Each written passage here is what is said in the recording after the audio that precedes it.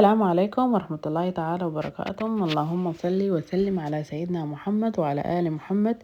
أهلا بكم ومرحبا بكم في قناتي يوميات سودانية في أمريكا.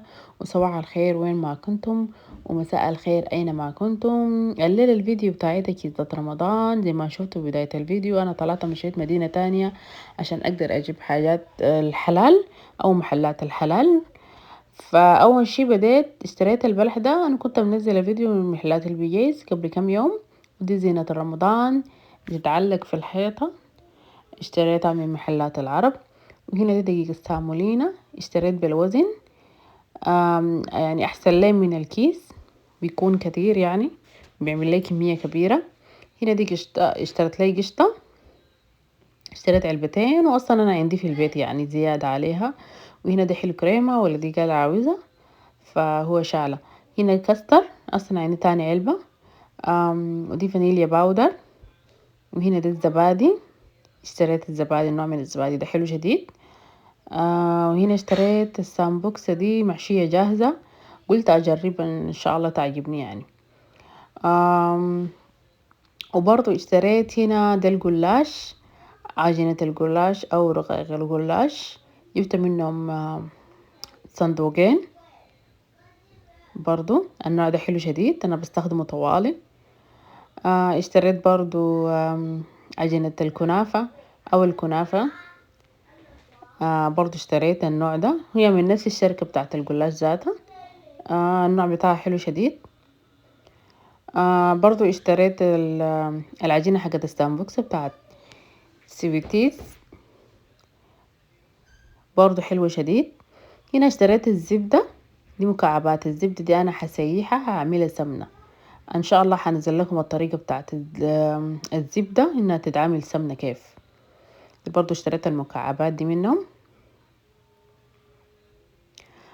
برضو تيجي من فيلادلفيا اشتريتها، حلوة للفطاير، حلوة لخلية النحل، طعمها حلو شديد يعني زي اللباشكلي.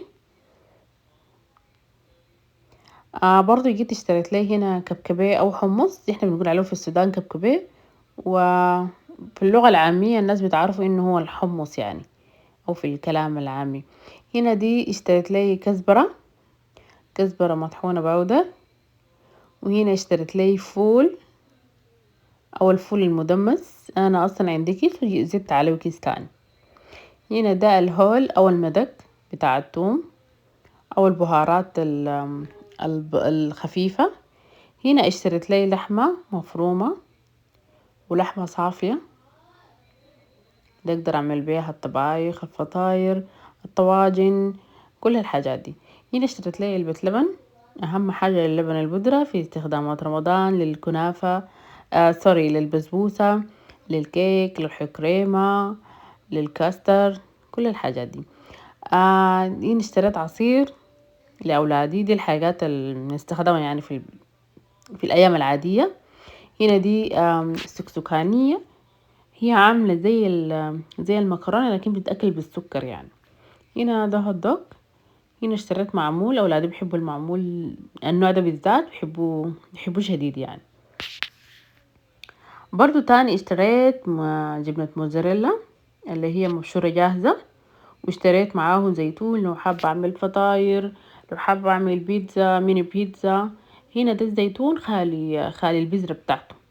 هنا برضو اشتريت صابون عدة ومنتجات المطبخ يعني العدة والليفة بتاعت العدة.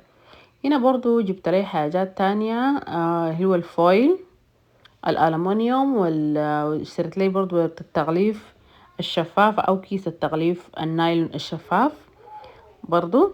هنا لقيت الجاك ده عجبني في محلات ألدي، فكان حلو شديد يعني اخترته، فكان هو واحد اصلا انا لقيته، فاضطريت انه اشيله واحد يعني عجبني شديد للعصاير يعني لو جوني ضيوف ولا كده. فبحاول ارجع تاني لو لقيت المحل تاني جابوا انه زي نوع زي ده، فعشان اعملهم اتنين ان شاء الله.